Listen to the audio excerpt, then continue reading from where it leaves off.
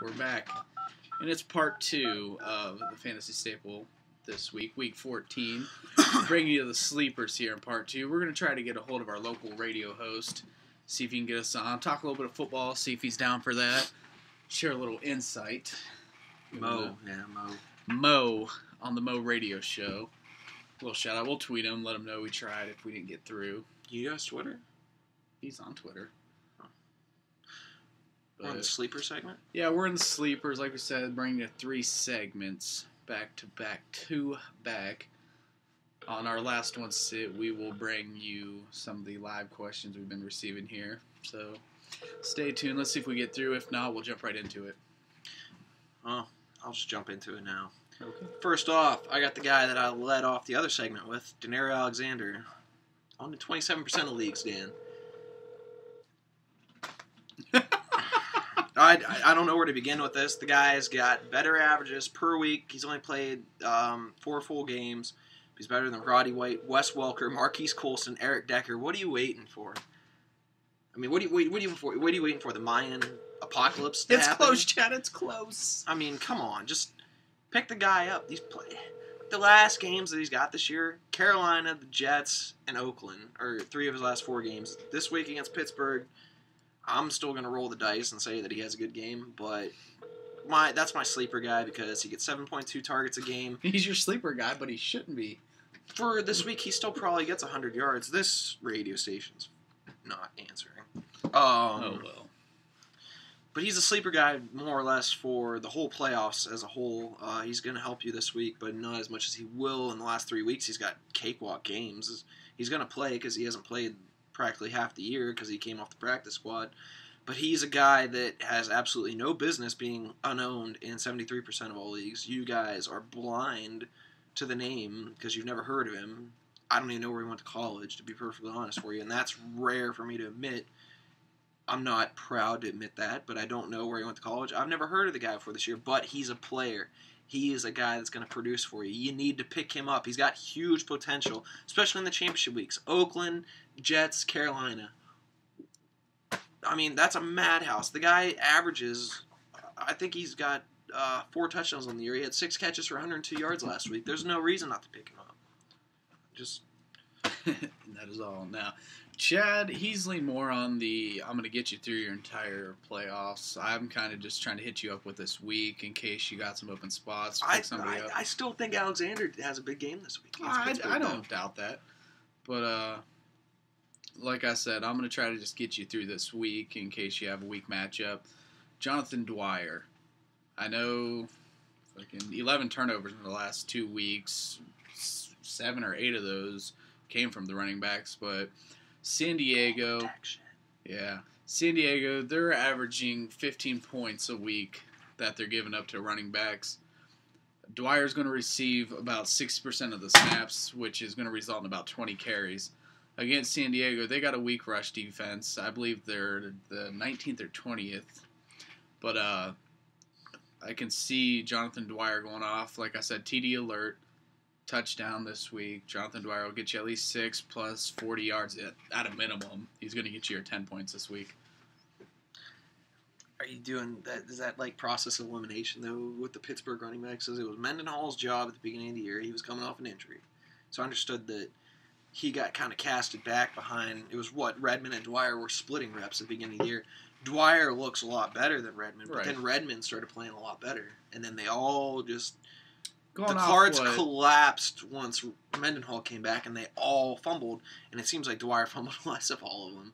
But how many carries I love Dwyer. Dwyer was a great pickup for me a couple times when he did play. But my whole thing is how many carries. Like, I don't know the Pittsburgh back situation now. Is he the main guy? He is the main guy. Like I said, he's going to be 60% of the snaps on offense this week. Tomlin already said he's going to be the majority back. At 6%, you're looking at 20 carries for Dwyer this week, like I said. So I'll go for it then. I mean, that's a hard ground game team. They always got to run the ball. But yeah, either way, I mean, Dwyer. It's better than Vic Ballard. It's better than Vic Ballard. It's better than. I mean, if you're a flex, it's better than Dwayne Bowe. What's a flex? Remember that? All right. Well, Dude, I almost ran out of the office today. We work at a place where a guy plays fantasy football, and he was asking us for help, and we mentioned, hey, who do you have at flex? He said he had Bryce Brown on the bench, and he said, should I start him over? Like, I remember everybody's like CJ Spiller, or I don't remember. I remember everybody's lineup. Well, who did he say? He said he had CJ Spiller and Trent Richardson. Yeah, and T-Rich. So he said, should I start him over Bryce Brown over either one? And I said, who's your flex? And he said, the flex. What's a flex? I don't even said he didn't know what it was. But we're like, do you have a flex? But he might be in a league because I'm in the one of them that does not have a flex. So that's possible. Play fantasy football, you know what the flex is. What the terminology is, nonetheless. And that's what was funny to me. But anyways, Dwyer might be a good flex this week, actually. Well, I think he will be. I think he'll get you that 10 points. But hey, I mean, if you have a flex, yeah. I mean, if you got Dwayne Bowe or Steve Smith sitting there, you probably want to play Dwyer or Vic Ballard. You know, don't play him. You can go ahead and play Vic Ballard if you want to lose. If you're in the playoffs and you start Vic Ballard, that's not good. You're a godsend saint of the fantasy game. You are, unless you got Aaron Rodgers, Arian Foster, Adrian Peterson. You're like the Jeffrey Dahmer fantasy. You're just blowing it up if you started Vic Ballard and got this far.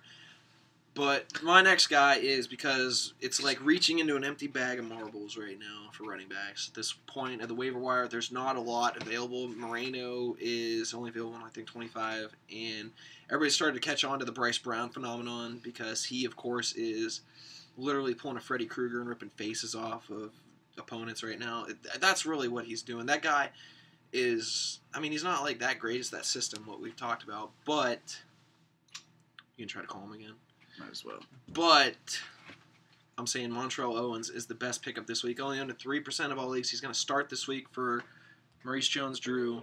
So give him a look, because they're going against the Jets, and they're only 29th against the run. So it's a pretty good risk right there. The Jets give up more rushing touchdowns than Rihanna's taking hits in Chris Brown videos. That kind of thing. Jeez. They're hitting the end zone right and left. So give Owens a shot if you're weak at running back, or if you have Vic Ballard, or, like I said, that's the best running back available through the waiver wire. Most likely. Some competition, we're going to get hooked up on him.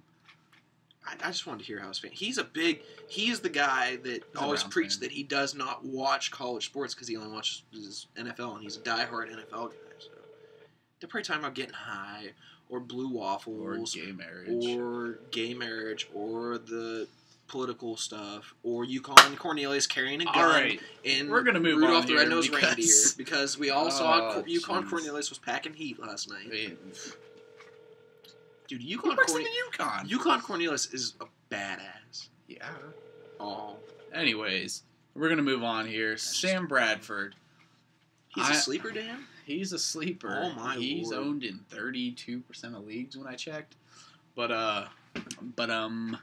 he is going up against Buffalo this week, 24th ranked pass D. Sam Bradford, I know he hasn't been what everybody expected this year. He's only had 2 300-yard games. Even had 100. He had a Mark Sanchez game. Remember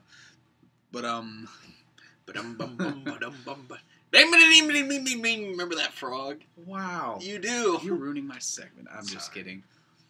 What I'm trying to say is that at 297 yards a game, Sam Bradford is averaging that against the lower half of the NFL. I'm completely lost right now. Anyways, he really averages 297 yards per game against anybody. Against the lower half of the NFL. I thought he's got a good matchup this week, though. He does. However, he's got Chris Givens. Yeah, they're playing against Buffalo this week. I'm going out on a limb here, but against Buffalo, he's got a good chance to have a 300-yard game. They average about 34 passes a game.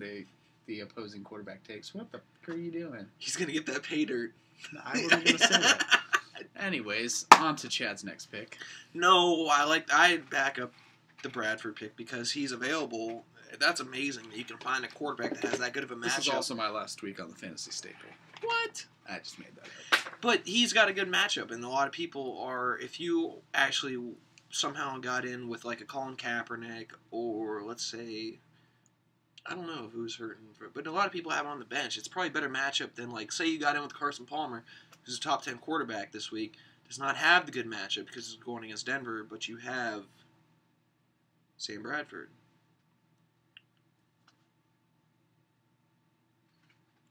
Just, all right, I'll go. Right. I have lost interest. Go on.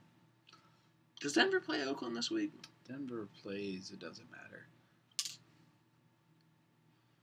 All right.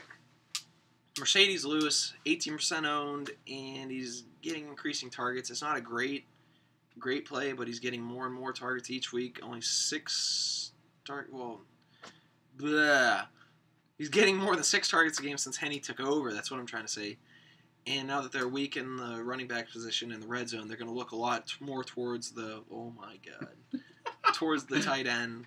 So that's my reason to go after him. Believe it or not, he's produced more than Jacob Tamme and Jermichael. God, why does anybody own him, Finley? That guy's a bigger laugher than Vic Ballard. I haven't started dogging on him yet, but if you own Jermichael Finley, you need to just off yourself in the fantasy map. You need to just retire. So long, gay boys! Did I mention I'm in a lottery selection in the one draft, and it's determined by a beer pong competition? The worst segment we've ever done. Should we just start over? No, you guys are just gonna have to live with this. But yeah, back to what Chad Who was does saying. Oakland play this week?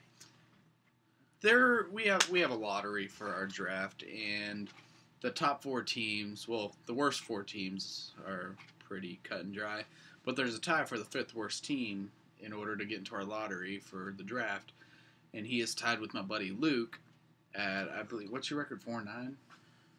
Or 5-8? 5-8. No, I'm 6-7.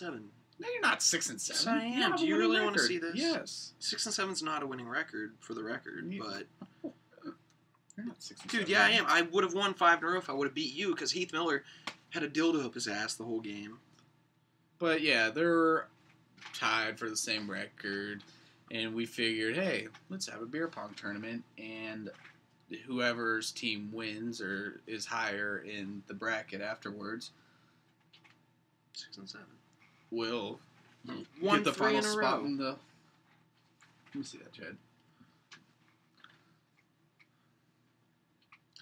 Anyways, like I said, whoever finishes higher in the beer pong tournament will actually get the final spot. We're on a team. Yeah, I'm actually on this team. I'm a ringer. We might actually videotape some of this. Shout out to T.Y. Hilton. For those of you punks that didn't pick him up and he's still available, you need to do it now. If he's available and you're in the playoffs, you're just kidding yourself. The guy is the next Reggie Wayne. Do it. Do it now. Again, Get to the chopper. part 2 of the fantasy stable this week. This was by far the worst segment. Yeah, we've that ever was done. really bad. Don't hold it But the against players us. were actually good Yeah. picks. It's just we're ridiculously. Tired. We've been working a lot lately, and Yeah, you got to go in tomorrow at midnight. Yeah. And Dan shotgunned a beer prior to this, but hey, and did 4 shots of Jack Daniels. it Back to back. doesn't matter. But what we're really trying to say is here: Denario Alexander, Jonathan Dwyer, Montrell Owens, Sam Bradford, and Mercedes Lewis, and T.Y. Hilton are all good picks for If you you're to not finish Bob out Costas, your unless you're playoffs. Bob Costas, then you need to shoot yourself. Bob Costas, he can. I wish. No, I don't. Bob Costas. The fantasy staple. You need to drink chocolate milk. Do it now.